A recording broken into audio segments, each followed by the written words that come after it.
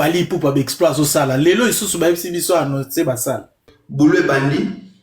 Boulou bende bandi lisusu. Donc awa bandegonde bozomona, oui, c'est bel et bien confirmé. Donc tout dans le site il y a Gérard du production. L'immensité de Fally ne nous permet pas de faire un débat na bino na ke oso ka binaki nde nazo yoka ono da yoba mise ba yembaki bien te. Professionnel. Boye bisa ba artiste na bino ba longola ba camarade na bango pembeni na bango. Ba comme à niveau ya ofutara bato. Aujourd'hui Fally, il est dans cette dimension, la troisième dimension où aucun musicien congolais a ça dans nous. Mix Alobi, Fally est plimier. Il y a du positif au Fally à soi pendant la période naïe. Il y a collaboration dans le quartier latin. Fally est beaucoup mieux que Kofi aujourd'hui. Voilà. Je regarde mon réseau réunion. Kata Kata. Moi, j'ai été surpris. Dans l'analyse musicale, il y a M. Alain Obaïbal na fingi M. Alain te. Na ebelende na livre te. Aloba, après lobby, Kata. M. Alain a insisté sur faire égola. À lobby, Kata. Dans cette vidéo-là, tu comprends qu'il y a Pessi chez ta passe et l'eau. Alain Mabaku, na lingako mingi, courage yaya tozana, tokosala l'effort, tokomonana kaka un jour to partager penayo, to tunayo, obimeli wapi, okoma livre nini, poto yeba. Sur la prestation de Ferré, sur l'entrée de Ferré. Bolomoni débat ya entrée, Bolomoni débat ya Teni, Bolomoni débat ya Oyemba, débat comme ya rideau. Et comme il y a rideau, c'est qu'il fallait un grand chanteur. Il y a un moment où on reprochait sous chanter. Big Zaga. Tant que la Fally Ipupa exploit au sala. Lelo isusu ba biso annoncer ba sala. Olobani, message no pe sabiso. Non, moi je pense que Marambo Yassal, je l'ai même en face de moi. Donc on va passer par ça. Parce que Boulou Bandi, Boulou Bandi Lissousou. Donc concert à Souka, il y a saison Oyo. Ah, tu as la deuxième étape à tourner. Étape Oyo. Tu dois aussi les sango na Milan samedi. Tu vois, tu vas taper sur troisième étape. Oyo, ils ont battu. Na Milan pe katakata, na Milan pe katakata bien ça salle ka mnene. Ouais, mais toi Solango, il est un festival. OK. Ouais. OK, OK. Donc, oui, c'est bel et bien confirmé. Donc, tout dans le site, il y a Gérard du production. Donc, le 16 novembre, on a Marseille. Marseille, Barobet, on a le Dôme.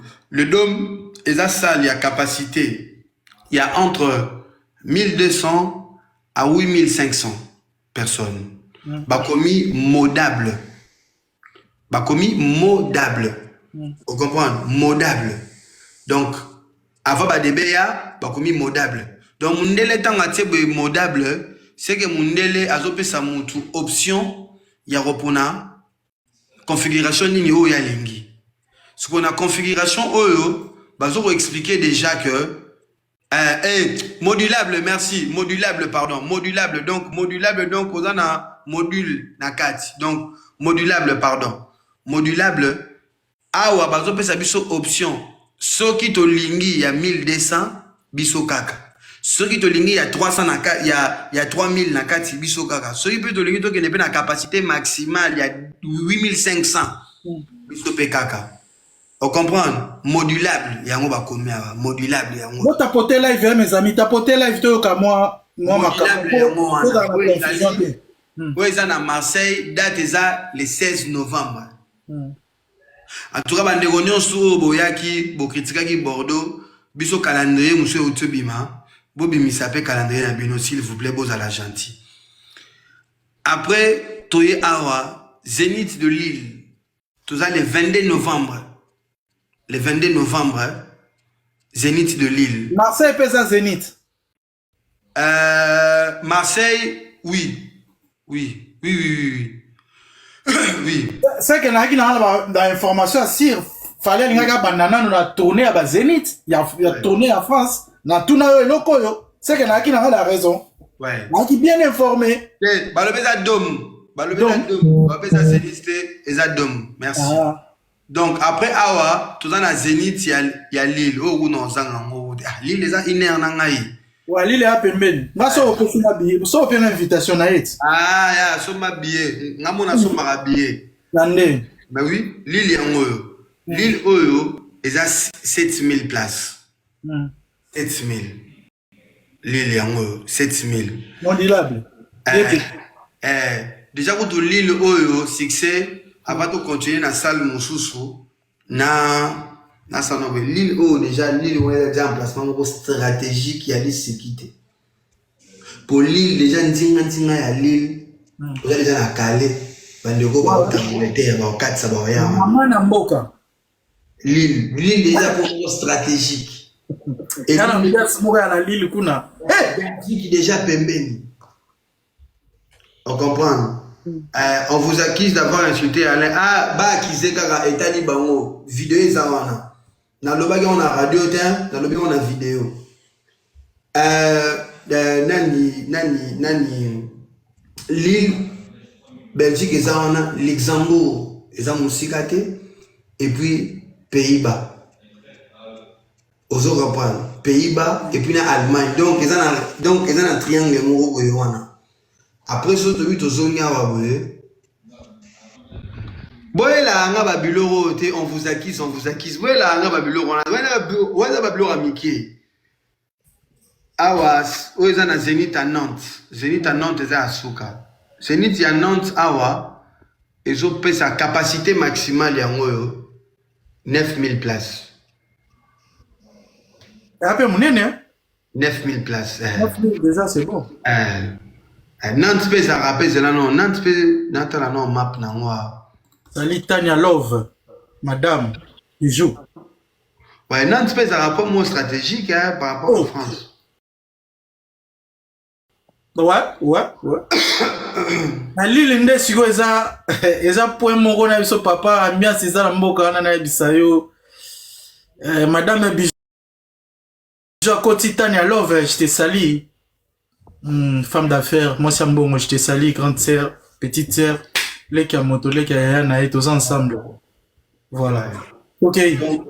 C'est bon. Quand son money. Tu sais, hein, j'ai envie de dire une chose. Hein. Bateau, bazoya, c'est bazara na ba rideau, baembagi bienté, babinagi bienté. Vous comprenez qu'aujourd'hui, Fally, c'est une machine à argent. C'est un businessman.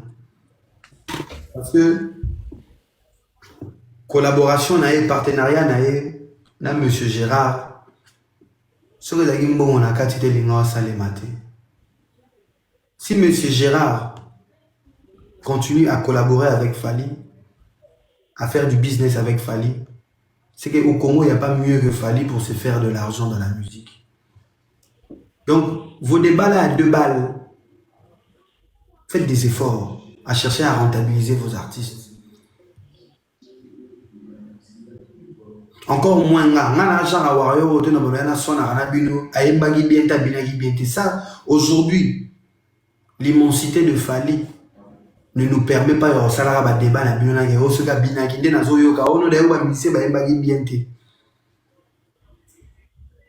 En fait, arrêtez un peu de chercher à vous soulager votre mémoire dans ma blog moi Mickey.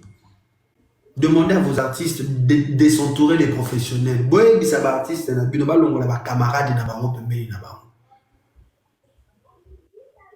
Ba comme na niveau ya refutara bato.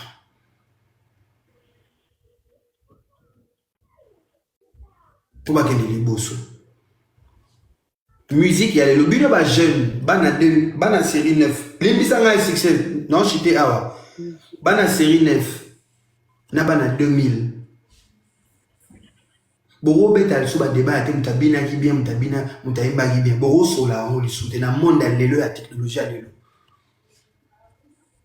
Aujourd'hui, il y a des gens qui sont devenus des très grandes stars dans le monde comme Davido. Bien sûr, il y aura derrière Davido dans live.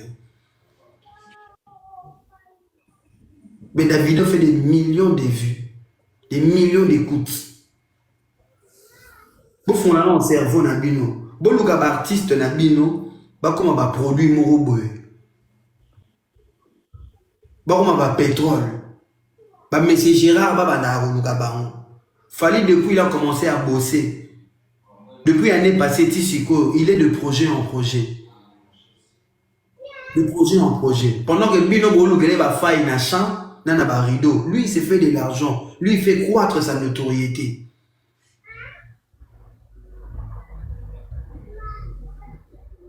Et nous, on n'a pas à se justifier. Toi, on ça chiffre. On n'a pas à se justifier.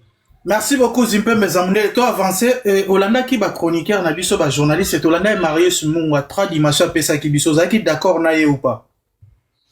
Bien sûr. On a toujours dit ça. On a toujours dit ça. Il y a un peu de tout. Tant que on a même biso na débat à Congo, bah on a 5 nyos. Bah on a comparé mon nyos tout. N'engé faire le bas qui tant on a même biso na débat émotionnel. Mais débat où on a appelé scientifique. Il y a un mot dans les chiffres, la rentabilité. Les chiffres, la rentabilité, la productivité, la créativité. Aujourd'hui, Fally, il est dans cette dimension, la 3e dimension, où aucun musicien congolais a ça. Qui est plus rentable que Fally au Congo? Azate. Qui est plus productif que le gars Fally? Azate. Il a presté hier. Il est rentré aujourd'hui. Il n'a même pas eu le temps de se reposer. Il vient de faire une publication. Donc, il a encore travaillé cette journée. Parce qu'il devait être au téléphone. Il devait recevoir de mails pour n'avoir ajusté la date. Donc, il travaille. Il sera encore au studio cette nuit. Il sera encore au studio demain. Au plus tard, jeudi, tout vendredi, il va en Italie. Et vous voulez les comparer avec qui? Il faut arrêter. Vous pouvez comparer la nani.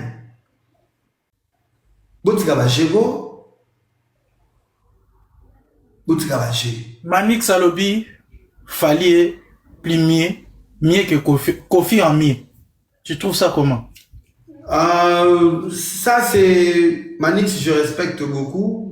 Il a ses raisons de dire ça. Si je dois aller dans ce sens-là, oui, Fally a beaucoup appris de Kofi parce que lui-même l'a dit très souvent. Il a beaucoup admiré Kofi, admiré le travail à Kofi. Et il y a du positif au Fally à soi pendant la période naïe. Il y a collaboration dans le quartier latin parce que c'était un collaborateur dans le quartier latin. La période il y a collaboration dans le quartier latin. Il y a beaucoup de positifs où il y a joie. Il y a beaucoup de positifs où il y a PSAP Kofi. Donc, mais lui-même avait aussi une vision. Donc aujourd'hui, personnellement, Fally est beaucoup mieux que Kofi aujourd'hui. Si on peut dire ça comme ça, c'est la meilleure version de Kofi. Mais surtout, l'émotion, Fally s'est inspiré de lui-même. Parce que ce qu'il fait là, c'est d'abord lui-même. Parce que ce gars, il n'y a pas de mais ton gars, il y a un mot qui Fally. Ce gars, il n'y a pas de na Congo. Ton gars, il y a un mot c'est que Fally, il est inspiré de lui-même. Il est inspiré de lui-même. Il n'a copié personne parce qu'il n'y a personne qui fait comme lui au Congo. Et bon, au concert, il y a des artistes qui ont un concert à Minini, qui ont annoncé un concert, qui ont balingi ba date dans le concert, il y a des temps aux hommes à Fally. Na tout na question parce que yo pe aux artistes yo pe ma mebela, aux appelle Duleman. Tobo sanate aux appelle yupi. Ouais. Basala na le ngete. Parce que dans organiser moment où il y a rap mon père abimisi. Mais non, c'est pour la mine en rap, il y a Gaz Fabulous, il y a Sika. Donc, dans le domaine en rap, Gaz Fabulous a rapport mieux que le gars mon père. Donc, bah, fait bâtir quand on a un terrain, ça là, à la va vite. Ils doivent éviter de faire ça. N'a pas collègues musiciens là, ils ont sorti des albums qui n'ont pas accroché. Ils ont sorti des albums où Bazo Yoka même pas les sous. Ils ont des albums où qui n'écoutent même pas. Il y a des albums sur le marché où formule c'est des autres Gogolati et puis la surprise, la révélation de l'année qui est DJ Momboshi à Doussoli Baron Suna Makolo. Donc des bazans on a temps. Il faut s'adapter à la musique, il y a l'élo. Va proposer de l'eau et pour séduire. Et va banana date mon crescendo. Selon capacité na bango parce que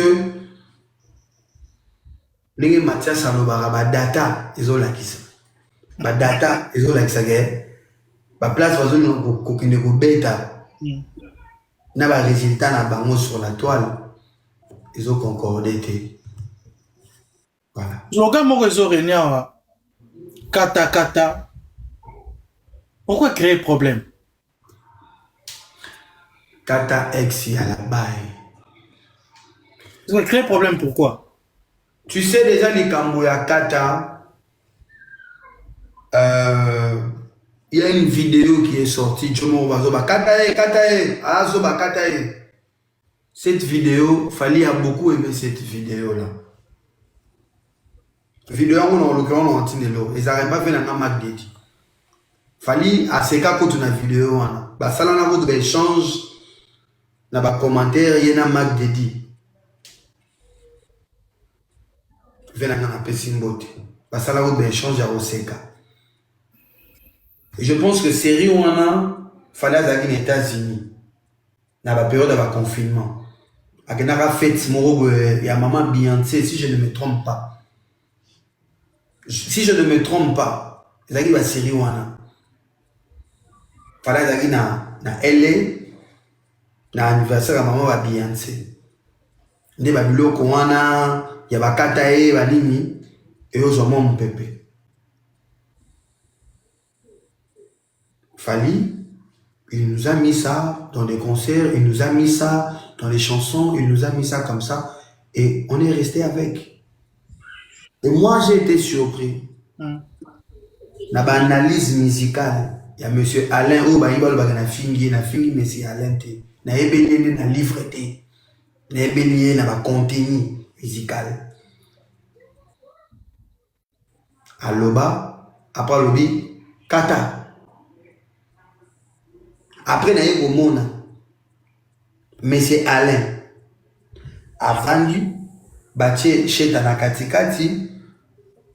Madame Bibi, la chroniqueuse en Angleterre, Batieye Nasuka. Monsieur Alain a insisté sur Ferrego là, à lobby Kata. Dans cette vidéo-là, tu comprends qu'il y a Pessi chez ta passe et l'eau. Pourquoi ils ont ça la polémique? Ils ont ça la polémique, pourquoi? Parce que on ne veut pas reconnaître la pensée, la créativité de Fali. Aujourd'hui, Bordure Fali à l'opéra, on a 2001, 2002. Mais aujourd'hui, que tu sois warrior ou pas warrior, on tout à utiliser Bordure. Mais quand on va dire que c'est une création de Fali, les gens vont se fâcher. Problème, il y a moi. Warrior, pourquoi warrior, pourquoi warrior va téléméliamment? Parce que Bino, Bozo reconnaître créativité à artiste et à bisoté. Bozo reconnaître grandeur et artiste et à bisoté. Mais Bozo landa pas. Et Bozo n'a la même chose. Et les warriors, ils ont raison. Les warriors, ils ont raison de dire que ça vient de chez nous. Parce que ceux qui ont une élégance, une honnêteté, il y a pour reconnaître génie au Fali Azali. Il a causé la polémique au nous tout. Donc, Alain Mabakou a côté la visibilité. Moi, je pense que M. Alain Mabakou, aujourd'hui, il a eu plus de lumière en étant à côté des faits et qu'il a un contenu. Ben oui. M. Alain, aujourd'hui, se rapproche des faits pour avoir cette lumière-là. M. Alain n'avait pas cette lumière qu'il a aujourd'hui. Ouais, c'est Ferrego là. Beaucoup de gens ne le connaissaient pas. Et ça, ce n'est pas une insulte, Succès Kasongo. Monsieur Alain peut être en face de moi. Je lui dirais ça. Je lui dirais que monsieur, nous, on ne vous connaissait pas. En fait, dimension, tu es beli bino lelo, tu es beli en pour faire rigola. Oui, oui. Mais ça, ce n'est pas une insulte. Aujourd'hui, moi aussi, j'ai gagné beaucoup de notoriété. Parce qu'il y a aussi beaucoup de gens qui m'ont découvert Nassima Fali. Mais c'est une réalité, Succès. J'étais Big Zaga. J'avais ma notoriété, mais le fait de partager 2, 3, 4 contenus avec Fali m'a rajouté aussi. Mais ça, ce n'est pas une insulte, les gens. La communauté na biso ayebana bongo te nenga ayebani pe bandeko monsieur Deko batu mususu bayebi ete c'est faire rigola. Mais quel beaucoup de livres, cite nous-mêmes le nom de un de ces livres. Ayebana déjà ayebana wapi c'est ça le problème. D'abord même le nom de un de ses œuvres.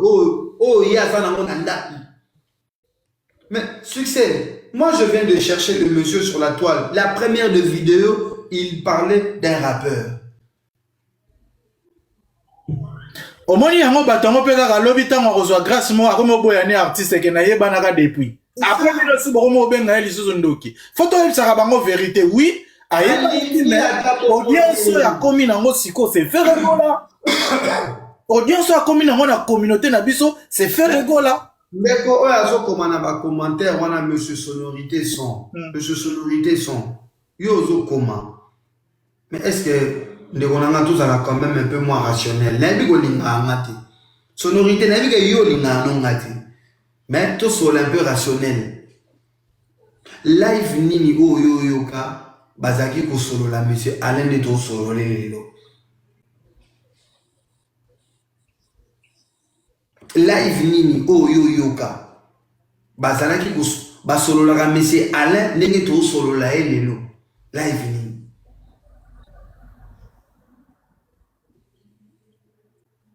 Botika raboyo botika raboyo yaya.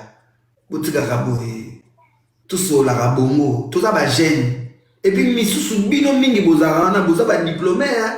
Bozana ba diplôme o ngana na noté. Mais tane mo linga boke na makambu. Nyo sona ba joana na Santa Greta Kularani. Te tout là.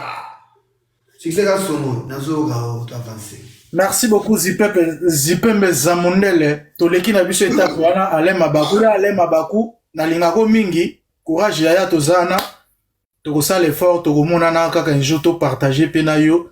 Tout na yo obimeli wapi okoma livre nini poto yeba et osala biso bien mais oyeba na ki na yo mais lelo makaniak o alupemba c'est fait rigola biso photo lo ba vérité hein poto boyi lobi et comme on a déjà na sala kombo na ngako dava faire babo ya arabe mais to lobi continue na boulot pe na papa Hervé et ça la dévoile tout ça si je ana te tout ça avancer. Big Zaga. Ouais, maître. Balobi bino goza ba koloma kiuna.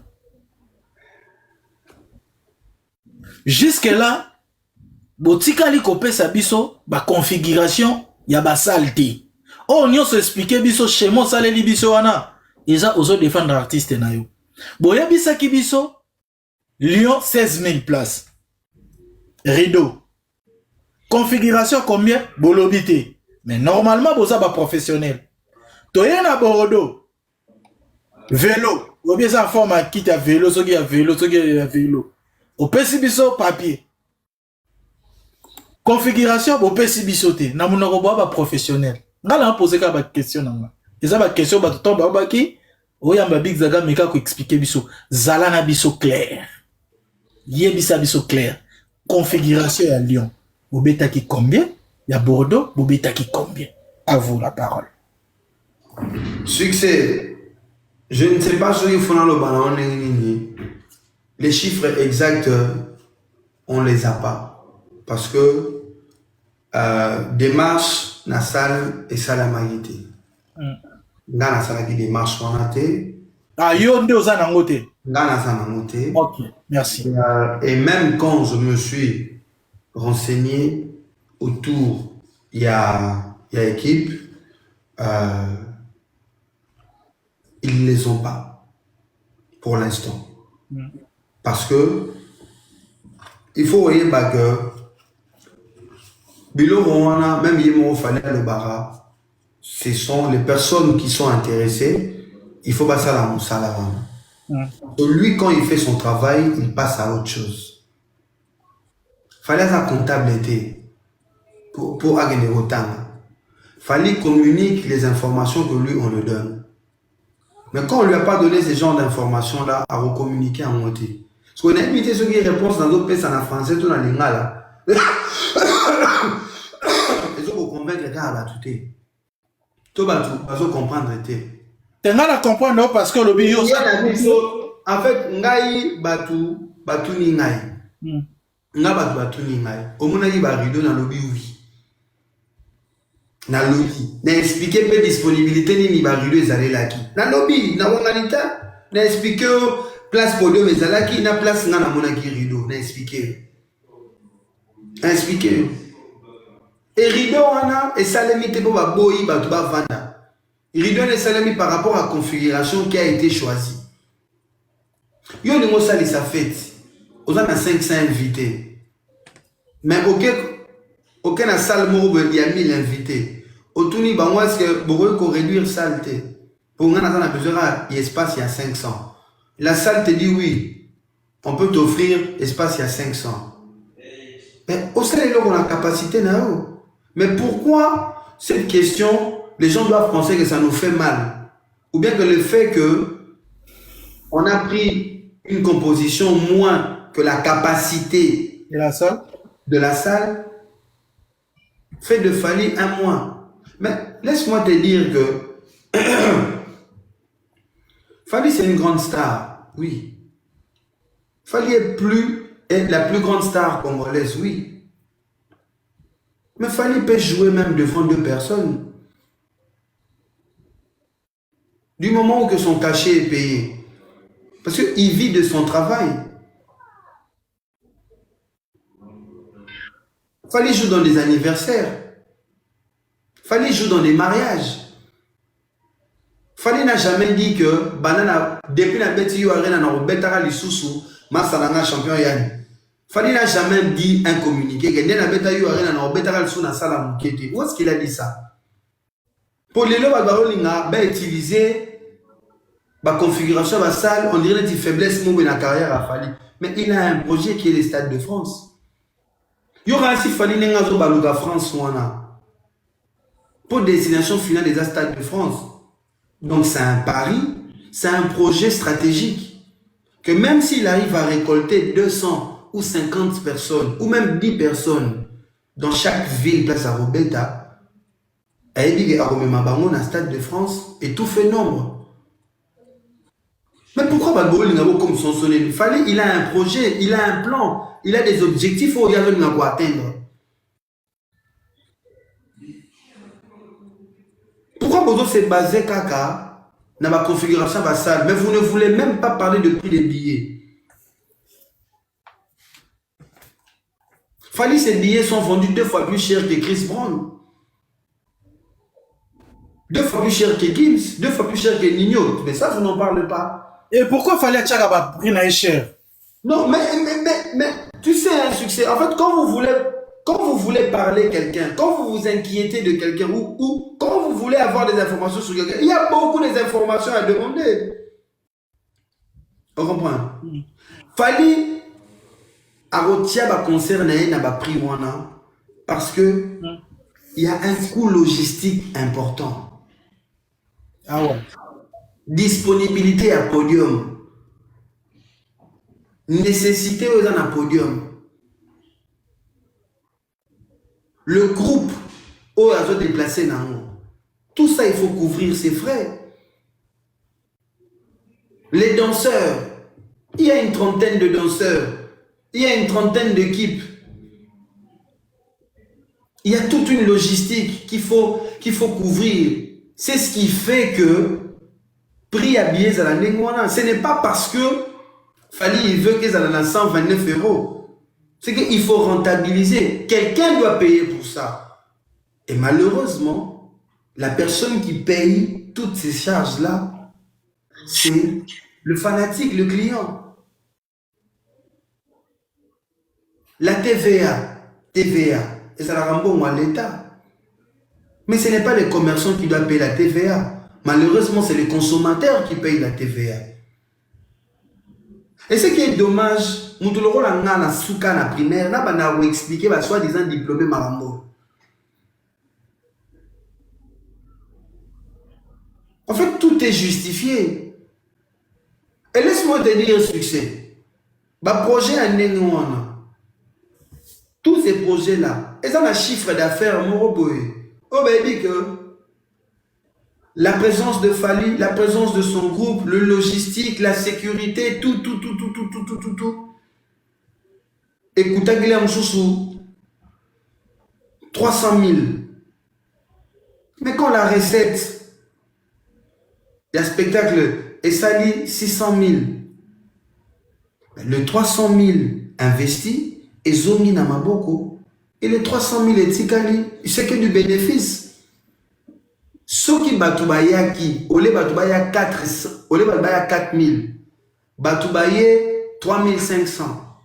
Mais écoute ici, recette, on appelle ici à 600 000. Mais en quoi le projet a échoué? En quoi le projet? Il y a moi, je vais vous expliquer, Batou. Que les gens, il faut pas le mois, le guana. Maintenant, quand nous on va comparer, les Warriors, quand ils ont comparé Makambu et Ferré, les Warriors, ils ont plus parlé sur la prestation de Ferré. Sur la prestation de Ferré, sur l'entrée de Ferré. Bolomoli débat à entrée, Bolomoli débat à Teni, Bolomoli débat à Oyemba, débat comme il y a rideau. Le débat est comme il y a rideau. C'est qu'il fallait un grand chanteur. Il y a un moment où reprocher sous chien zaté. C'est qu'il fallait un moment là bien. Il y a un moment où reprocher de la maison sous zaté. Donc, débat, il y a le yembo, na robina, et s'il y a, na débat relate s'il et comme il débat rideau. Bah, warrior, boyo qui a, débat comme il y a un rideau. Donc, c'est que désormais, à partir de ce go, bah, on va comme s'il fallait grand chanteur, grand danseur. Na grand métaphore, débat et comme il y a un rideau. Ça va. Tu retenir que débat comme il y a un rideau.